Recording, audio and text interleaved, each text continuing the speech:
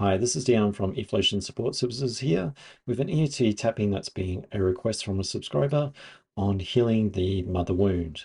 Now, EFT tapping is great for reducing stress around some of the emotional neglect that we may have felt around this, but always please follow up with a qualified psychologist or professional that can help you explore it even more.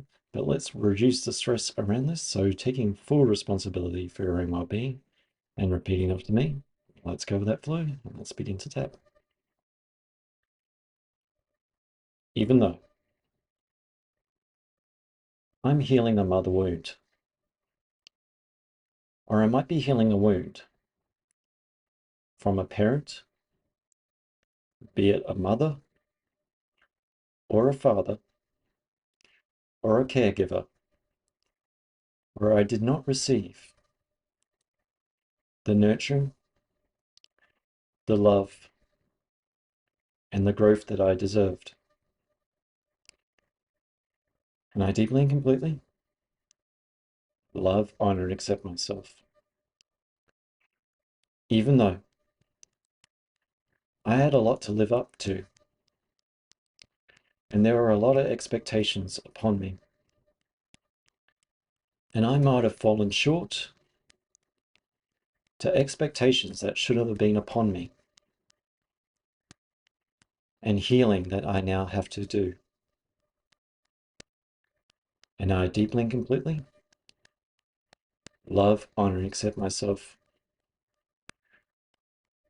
even though I may have lost my childhood being a parent for a parent who did not receive the love that they had and instead gave me something else, something that I now have to heal from. And I deeply and completely love, honor, and accept myself. I'm healing this mother wound. I'm healing this father wound. And I'm healing this caregiver wound. For no matter who it was, when I was younger, I was very vulnerable and I was dependent upon my environment. And sometimes my environment put a lot of dependency upon me, especially growing up, about how I was to behave, how I was to look, how I was to act, and what I was to be through my parents' eyes. And maybe they could live through me, through the experiences that they never had. And I was to be that person, to always be the person, to never get it wrong, to always be perfect. And when I was not perfect, either my mother or my father or my caregivers really instilled some beliefs into me that I was worthless, that I just can't get things right, that I'm a screw up,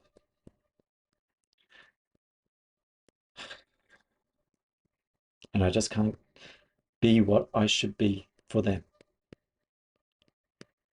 And when I think about that statement, what I couldn't be for them,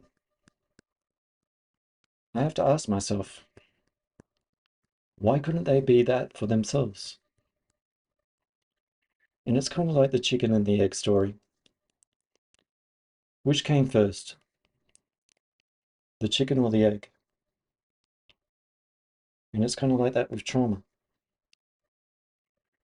Was it their trauma or their parents' trauma or their parents before that trauma that was passed down throughout these generations?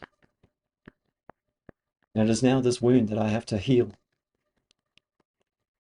that it wasn't mine to bear, but it is mine to heal. All this emotional neglect, all these times when I was crying out for attention, to attend to my needs, this vulnerable child,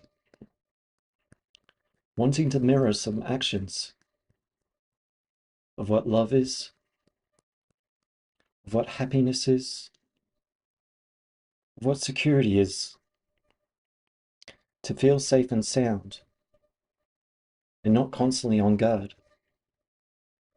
for when the environment changes. And I have to care to that environment. I have to let go of my own needs as a child to attend those of my parents or of my caregiver. And did they give care? Or did they take it from me and leave me with some wounds that I now have to attend to? All these times that I looked for love and I got uncertainty instead. Is it safe now? Will I be safe now? Is this person safe now? And that puts me on guard in life. And it keeps me hypervigilant. And I get into situations, perhaps relationships, where I model my partner upon the environment that I knew. And this environment might have been hostile. It might have been very turbulent. But sadly, it was very familiar. This family environment, of which I had to attend to, and not attend to myself. All these wounds, all the sense of self, of who am I? Because my identity was caught up in serving others, attending to their emotional needs, while mine got neglected. And I am deserving of love, and I am deserving of care. And though I might be told many mean things about my appearance, about my bodily image, about how I identify with myself, this doesn't help me grow.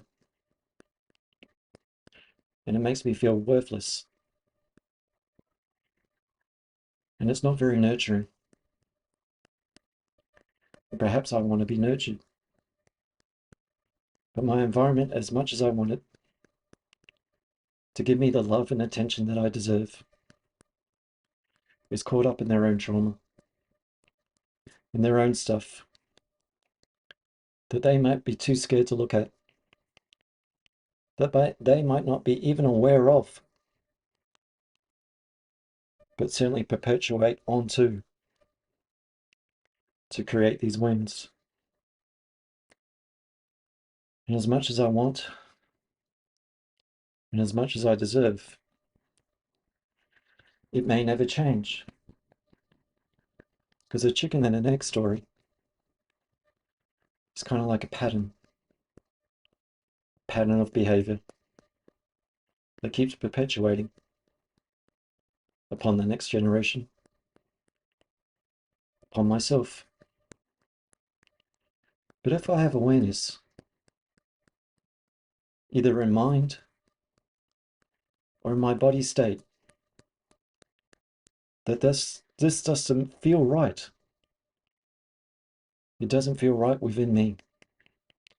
It doesn't feel right within my thoughts. And it cuts against myself to hear these degrading words and to never measure up to someone who always cutting me down. I might want to start to bring awareness to that I can change, and that I do want the betterment of myself. And that's okay to have. It's okay to have more. It's okay to be more. It's okay to receive love. It's okay to be sometimes scared that I am deserving of this love. Because so many times in my life, this caring, this loving, was just a manipulative tactic